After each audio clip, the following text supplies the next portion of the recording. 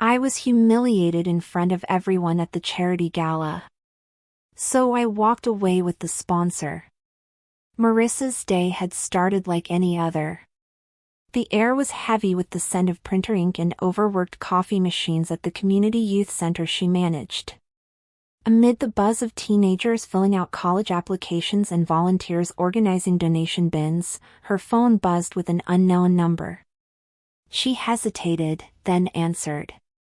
The voice on the other end was polite but unfamiliar. Miss Hale, you are cordially invited to the Whitmore Foundation annual gala this Saturday evening. At first, she thought it was a mistake. The Whitmore Gala was a luxury event, strictly for the elite, the donors, the people whose names carried weight. There must be a misunderstanding, she said, but the voice confirmed, your name was submitted personally by Mr. Bennett. Marissa hung up, stunned. She remembered Mr. Bennett as the reserved older man who had toured the center 6 months ago, accompanied by his shy granddaughter. He hadn't said much during the visit, but he had watched everything intently.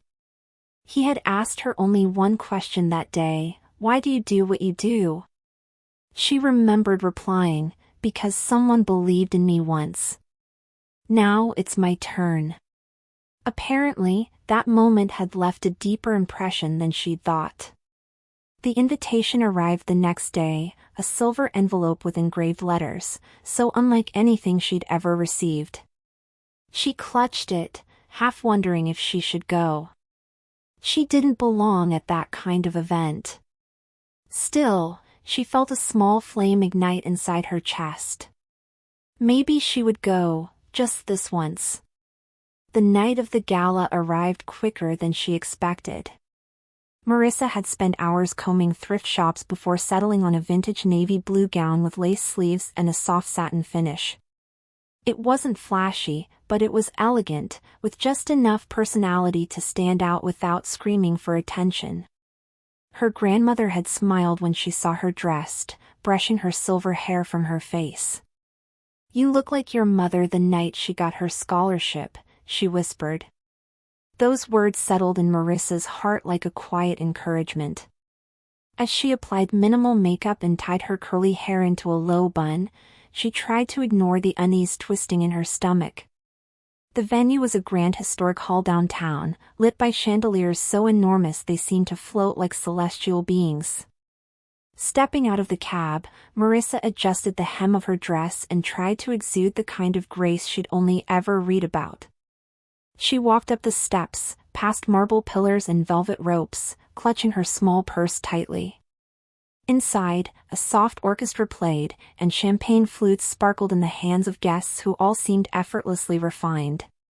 Marissa's breath caught slightly as she stepped in. She had expected opulence. She hadn't expected to feel this invisible. Heads turned subtly, not in admiration, but in question. Who was she? Why was she here? She quickly moved to the edge of the room, away from the gilded spotlight. Marissa did her best to focus on the evening's cause, fundraising for education. Her youth center was one of the beneficiaries, and in theory, she should have felt proud to be representing it. But the stares, the whispers, the polite yet pointed smiles, began to chip away at her confidence. She caught snatches of conversation, mentions of net worth, vacation homes, private art collections. It was a world so distant from her daily life that it felt like stepping onto another planet without oxygen. A woman in a ruby dress laughed nearby and nudged her companion, her eyes drifting briefly to Marissa. The companion chuckled. Someone from the catering team must have wandered in, he said under his breath, but not quietly enough. Marissa tried to move past the moment, pretending not to hear, but the sting lodged deep. Her instinct was to retreat, to find the nearest restroom, hide, and possibly slip out unnoticed. But she reminded herself, she had as much right to be here as anyone else. Still, the longer she stood among crystal glasses and cold glances, the more her resolve began to falter. She wasn't wearing designer anything. She didn't have the right name, the right stories, the right kind of smile. She found a quiet corner behind a large floral arrangement and sat down for a moment, hoping to gather herself before she embarrassed herself even further. And that's when she saw him. He was older than she remembered, grayer, thinner, but there was no doubt it was Mr. Bennet. He spotted her almost immediately and his eyes lit up in warm recognition. "Marissa Hale," he said, walking over with a slow, measured gait. "I was hoping you'd come." Relief washed over her as he took her hand gently and led her out of the shadows. Heads turned again, but this time, they were watching Mr. Bennet. Unlike her, he belonged here, his wealth and name carried weight. With him by her side, Marissa began to breathe a little easier. For a few minutes, they exchanged pleasantries. He spoke about his granddaughter's improvements at school and how he still remembered the piano recital Marissa had arranged. But just as she began to settle into the conversation, a woman in a pale silver gown approached. Her blonde hair was coiled like a crown, her voice like dripping ice. "Mr. Bennet, we've been looking for you." "Oh, and who's this?" Her eyes drifted over Marissa with the same tone one might use to identify a misplaced object. "She doesn't seem to have a name tag."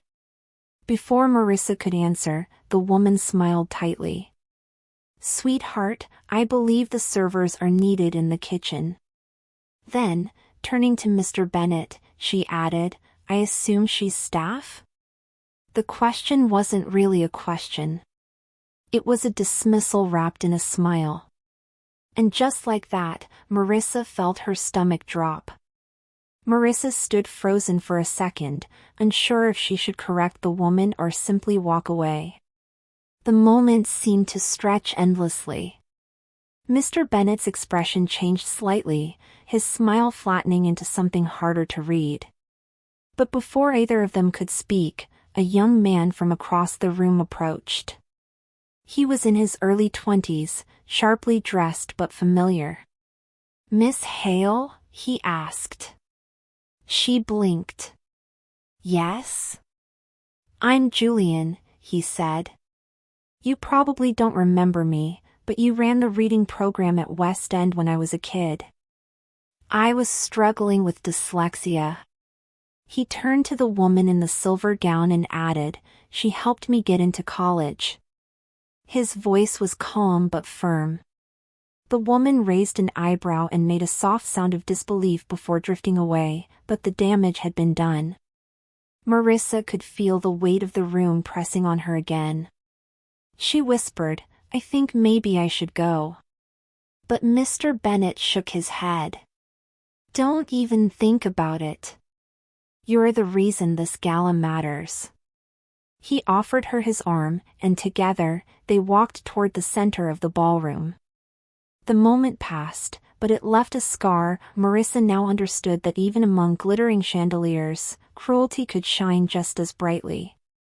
And yet, she also realized something else. The people she had once helped hadn't forgotten her. Maybe this night wasn't about fitting in, it was about being seen. The moment Julian walked away, Marissa looked at Mr. Bennet, unsure of what to say. "He's not the only one," Mr. Bennet said softly. "People underestimate what you've built because they only see the worn walls and scraped floors. But I saw it, the hope, the purpose. You created something that changes lives." Marissa felt her throat tighten. Coming from him, a man known more for his investments than his words, it meant something. She managed a small nod as he guided her toward the table marked honorary guests. As they sat, the conversations around them shifted subtly.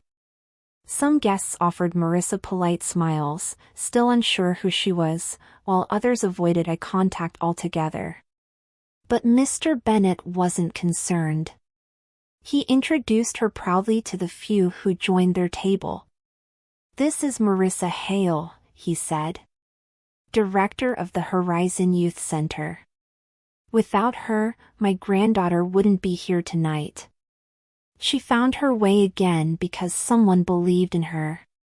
Marissa's face flushed. It wasn't just recognition, it was validation. She wasn't there by mistake. She belonged, even if the room didn't know it yet.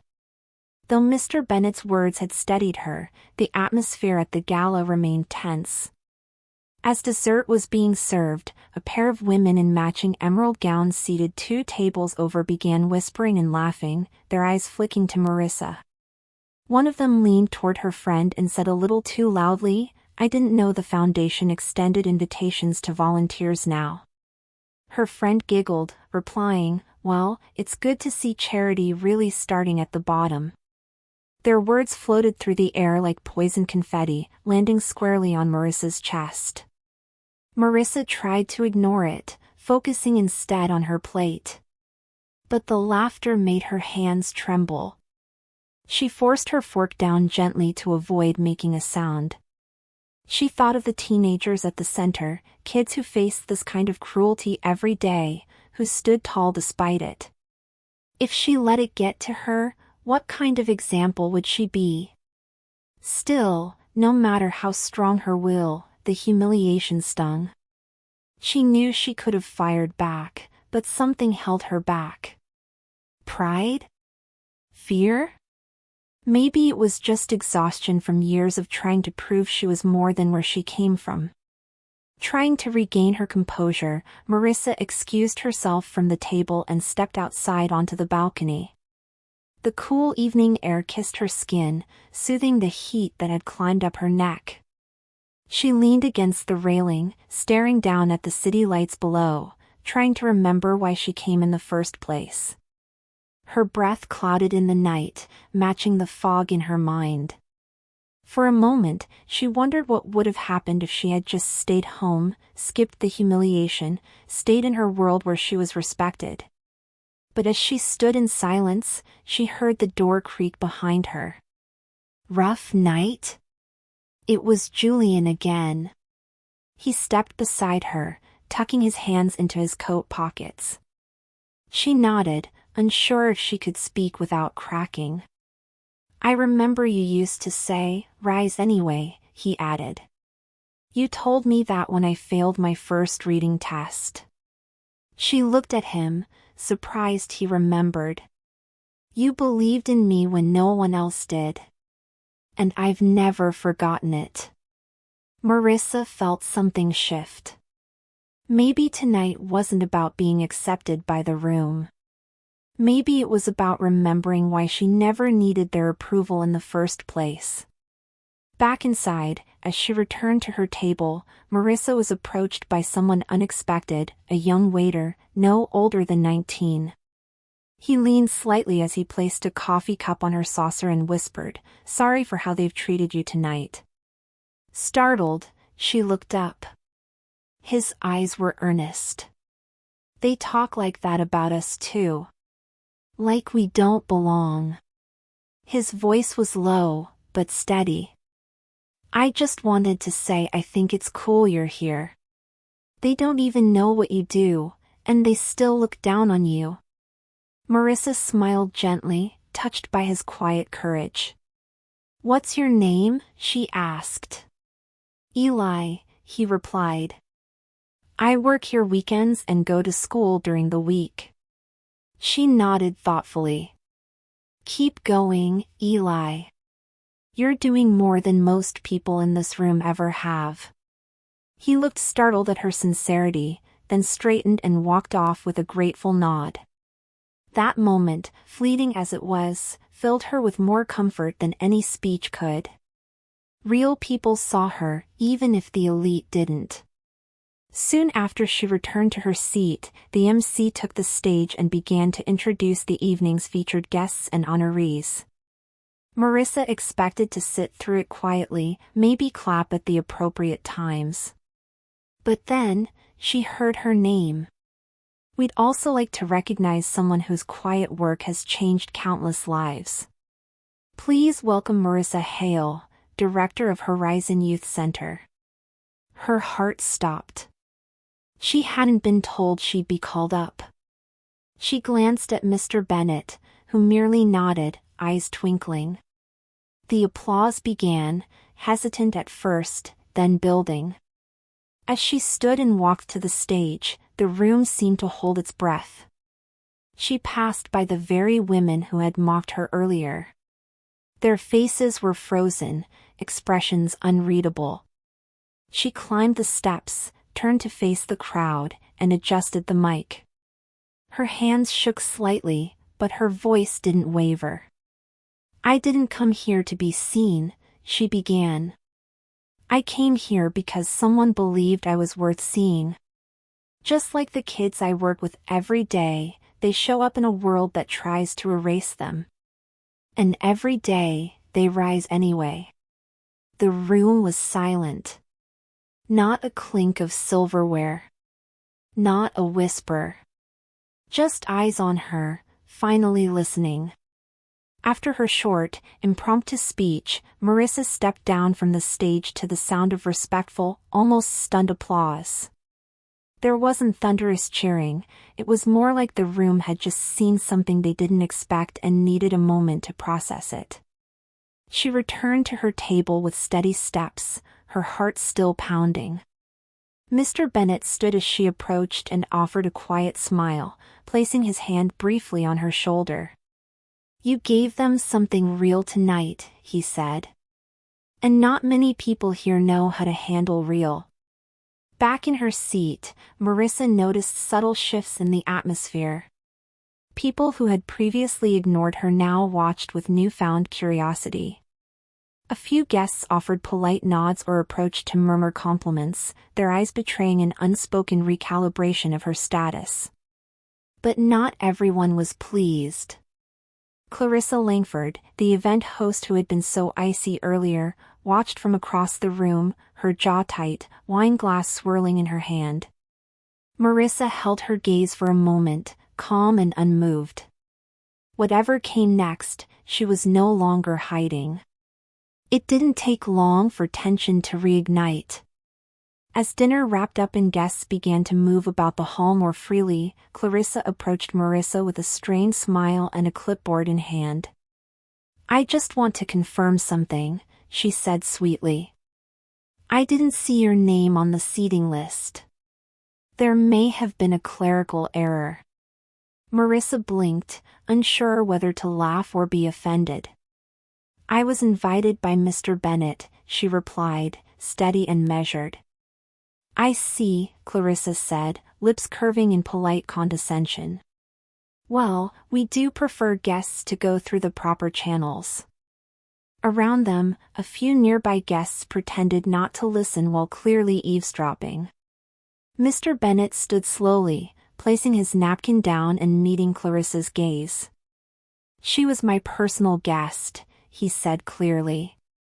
"And if there's an issue with that, perhaps the Whitmore Foundation needs to reconsider who organizes its invitations." Clarissa flushed, her grip on the clipboard tightening. "Of course not, Mr. Bennet," she replied, recovering quickly. "It's just important for events like this to maintain order." "Order isn't threatened by the presence of purpose," he replied. "Marissa belongs here more than most." Clarissa bowed her head slightly and walked away, but the damage had already been done. After Clarissa left, an uneasy quiet hovered around the table. Marissa picked up her water glass and took a slow sip, aware that even kindness could draw uncomfortable attention in rooms built on status. The air had shifted again, less hostile now, but still tense. It was as if the truth of who she was clashed too much with the polished fantasy these events relied on. And in the stillness, she began to feel the cost of her presence, the weight of standing out when all she had wanted was to represent her work. She scanned the room and saw familiar faces from local news features, CEOs of corporations whose logos she had seen on billboards, and socialites she had only ever known from magazines. These people were used to applause, to curated admiration. but they didn't know what it meant to earn respect without credentials or wealth. Marissa realized then that she could leave now and still carry something meaningful home. But she also understood that the people who came from her world rarely got the microphone, and when they did, they needed to hold it longer. Before she could dwell too long in her thoughts, an older woman approached her quietly. She wore a soft lavender shawl and walked with a slight limp, her heels clicking gently against the floor. "Marissa Hale?" she asked. Marissa stood. "Yes?" The woman smiled warmly. "My name is Judith Lang. You don't know me, but you knew my grandson, Evan. He attended your center 3 years ago." Marissa's mind searched the name until it clicked. Evan, the shy boy with anger issues who refused to speak for weeks. "He's doing better now," Judith continued. "He's working part-time and just enrolled in community college." "You saved him." Marissa's eyes welled unexpectedly. Judith took her hand gently. "I wanted to tell you before the night ended. People may not say it, but what you do matters deeply. Don't let anyone here make you feel small." Judith patted her hand once more and walked away, leaving Marissa standing still, overwhelmed by the quiet affirmation. She realized that no applause could match the value of a life turned around. Tonight wasn't about fitting in, it was about remembering why she showed up in the first place. Later in the evening, as the event transitioned to its closing remarks, Mr. Bennett was invited to speak. He took the stage with a calm authority, thanking the donors and guests before shifting gears. "Before we end, I'd like to acknowledge someone who reminds us what our mission truly is." Murmurs stirred as he glanced toward Marissa. Marissa Hale represents everything this foundation stands for. She didn't just start a youth center, she built a community, one child at a time. My granddaughter was one of them. She was lost before she met Marissa. He paused, letting the weight of his words settle. "When I visited the center, I didn't see poverty, I saw brilliance. I saw leadership. I saw someone doing more with less than many of us do with everything." He looked directly at the crowd. "We throw money at causes, but people like Marissa are the ones making it count. She deserves not just our applause, but our respect." The silence that followed was different now. He had turned the spotlight, and no one dared look away. As Mr. Bennett stepped down from the podium, the atmosphere in the ballroom underwent a subtle but undeniable transformation. Where there had been polite curiosity or veiled condescension, now there was genuine admiration. Several guests began murmuring to one another, glancing in Marissa's direction with new awareness. It was as if a curtain had been pulled back, and the image of her had changed, from an outsider to someone undeniably worthy of respect. Even those who had mocked her earlier now watched her with awkward smiles and uneasy eyes. Clarissa, meanwhile, stood near the stage with a frozen expression, her wine glass untouched. Her control over the event's social current had clearly slipped. What she had dismissed as a forgettable guest had now become the emotional center of the evening. She turned abruptly and disappeared into the crowd, while Mr. Bennett returned to his seat beside Marissa. "You've stirred something tonight," he said, a faint smile on his lips. "And not just in them. You've reminded me of why I started giving in the first place." As the final speaker took the stage to close the event, Marissa glanced around the room and noticed something surprising. People were crying. Not many, but enough. A middle-aged couple dabbed their eyes quietly while another guest across the hall clasped their hands in a posture that looked almost reverent. She couldn't quite believe it, her story had touched people here, people who normally lived behind thick layers of detachment and wealth. It wasn't her intention to move them. She hadn't come to impress. But something real had reached them. At one table, a man in his 60s whispered something to his wife, who nodded quickly before rising and walking over. She introduced herself as Deborah Lynn, founder of a children's literacy nonprofit in another state. "You reminded me of why I started," she said. "I think I lost that somewhere along the way." Marissa listened with growing emotion as Deborah took her hand and added, "We should talk. I think we can help each other." For the first time all evening, Marissa allowed herself to believe that this night might change more than just perception, it could change lives. The energy in the ballroom had shifted so completely that even the staff sensed it. Waiters, who had been moving invisibly through the event, now looked at Marissa with smiles and nods of recognition. Eli, the young waiter from earlier, passed her one last time and gave a quiet thumbs up. She returned it with a small laugh, her chest lifting a little higher. And then came something completely unexpected. A prominent local business magnate, someone whose name had been in headlines for years, walked directly to her table. "I know who you are now," he said. "And I know my son was in your program."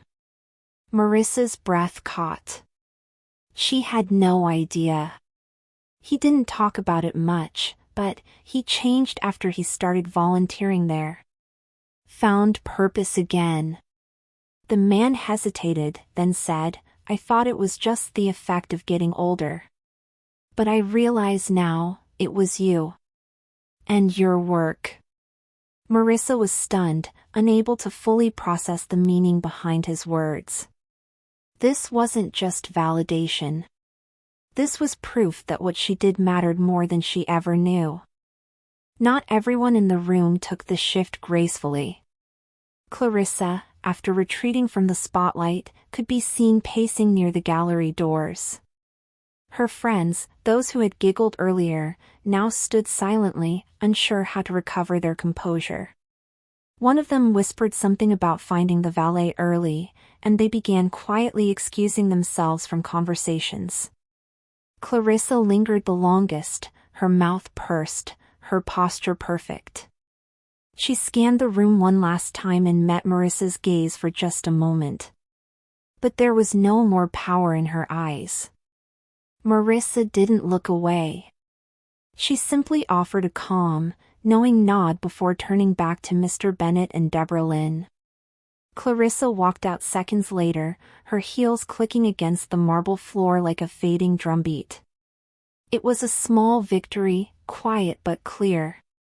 The woman who had tried to publicly humiliate her now exited with her pride wounded, not because Marissa had fought back with anger, but because she had stood tall in grace.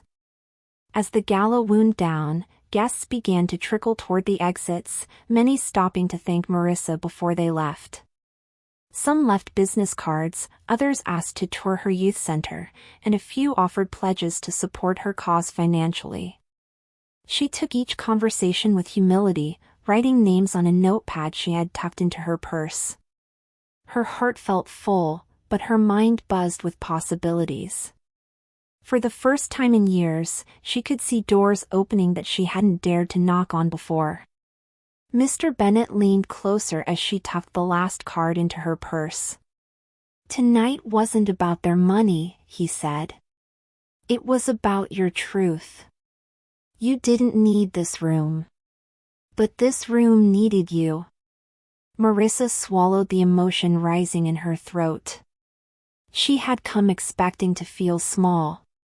Instead, she felt seen, not for what she wore or who she knew, but for what she built with her own hands.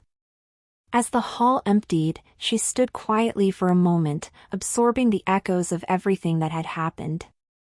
For the first time, she felt more than just proud, she felt free. As the final guests exited the ballroom, the lights dimmed to a gentle glow. Staff members began quietly cleaning around the edges while soft classical music played through the speakers. Marissa remained seated, reluctant to let go of the moment. The grandeur of the hall no longer intimidated her. It now felt like a room she had conquered, not through loud gestures, but through quiet truth. She had stood under the chandeliers, not to shine, but to reflect the light of those she served. A photographer who had been hired for the event approached her cautiously. "I took a few candid shots of your speech," he said, pulling out his camera to show her. "Would you like them?" Marissa looked at the screen. There she was, mid-sentence, eyes steady, posture strong. In another photo, Mr. Bennett clapped beside her, and in the next, a few guests wiped tears. She nodded slowly. "Yes, I'd like them very much. Not to share, not to boast, but to remember." To remind herself of what courage looked like on the outside.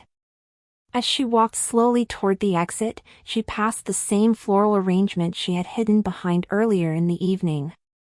The memory felt distant now, as if it belonged to another version of herself. Marissa paused, placing her hand gently on the velvet tablecloth. In that moment, she felt the weight of everything, the shame, the doubt, the years of scraping by with barely enough to keep the youth center open. She had carried all of it into this room tonight. Outside, the valet offered to call her a car, but she declined, opting to walk. The cool air hit her cheeks, sharp but refreshing. The silence of the street gave her space to breathe, and that was when the tears finally came, not from pain, but from release. Not even sobs, just warm streams that fell without sound. Her voice had held strong when it needed to. Now, it could tremble.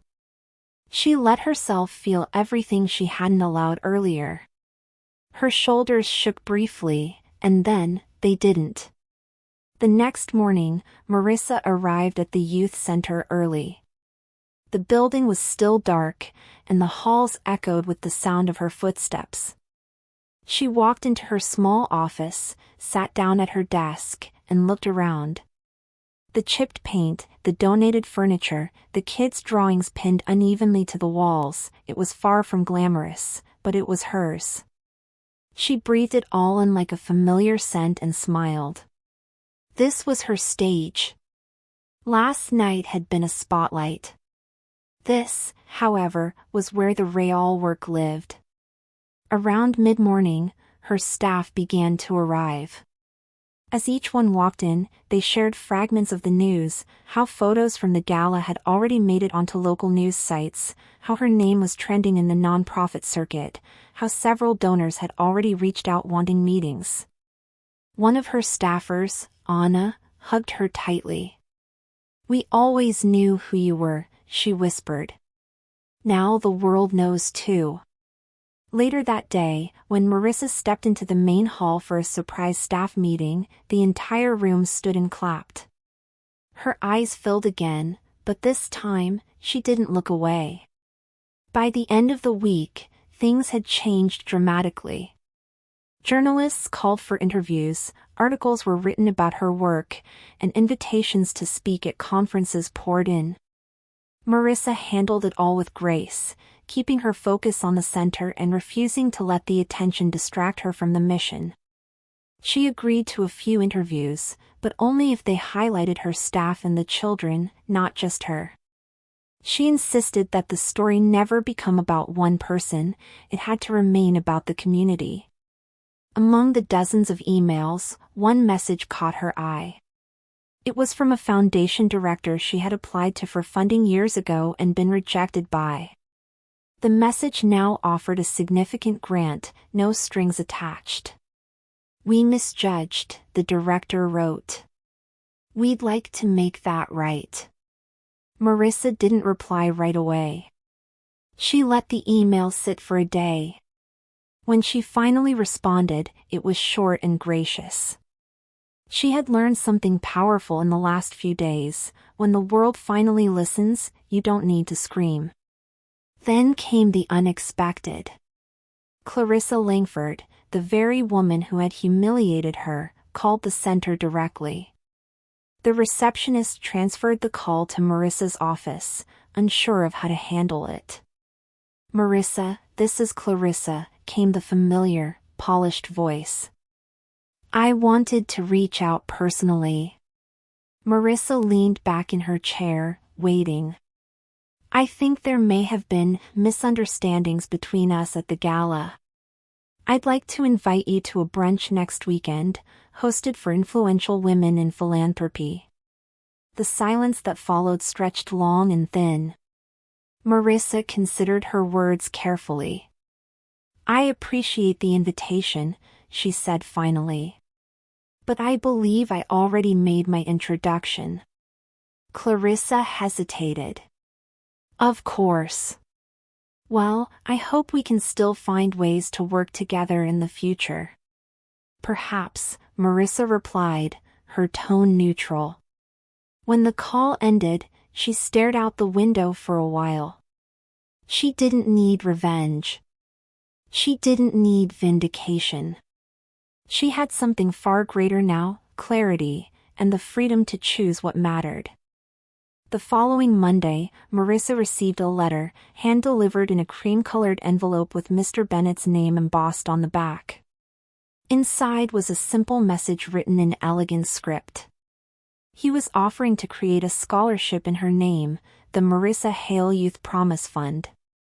The program would provide full tuition and support for underprivileged teens from her center. Not in my name, he had written, but in yours, because they need to know who believed in them first. She stared at the letter, her fingers tracing the edge of the paper. It was an honor she never imagined, and yet it felt strangely right. This wasn't a reward, it was a continuation of what she had always done. Marissa picked up her phone and called Mr. Bennett. Only if it stays anonymous, she said. I don't want them to feel like they owe me anything. Let it be a door they walk through on their own terms. He chuckled softly on the other end. I thought you might say that. It'll be done. Despite the whirlwind of attention, Marissa remained grounded. She returned to the center each day like clockwork, cleaning tables, organizing shelves, helping kids with homework. If anyone expected her to change, they quickly realized she had no intention of leaving behind the work that made her who she was. The walls might still be chipped, but now they echoed with a sense of pride. The children sensed it too, how their once ordinary leader had become something more in the world's eyes. One afternoon, while helping repaint the entrance with two teens from the after-school program, one of them asked, Miss Hale, why didn't you just go work at one of those big places now? You could be rich. Marissa smiled, dipped her brush into the paint, and replied, because this is where I belong. This is where I matter most. The boy nodded and went back to painting, but the moment stayed with her. She didn't need a bigger stage. She already had the one that counted. 2 weeks after the gala, a girl arrived at the youth center just before closing. She was about 15, her clothes slightly oversized, her backpack torn at the strap. She stood in the doorway, hesitant. Marissa noticed her immediately. Hi there, she said, approaching with a soft smile. Can I help you? The girl nodded slowly. I saw you on the news, she said. I don't have anywhere to go after school. I was wondering if I could stay here. Just to be safe. Marissa's chest tightened. She had seen that look before, years ago, in the mirror. Of course, she replied. You're welcome here anytime. She led the girl inside, introduced her to the staff, and showed her the study room and kitchen. As they passed the wall of student artwork, the girl stopped and asked, Can I draw something too? Marissa grinned. Absolutely. That wall belongs to everyone who walks through that door.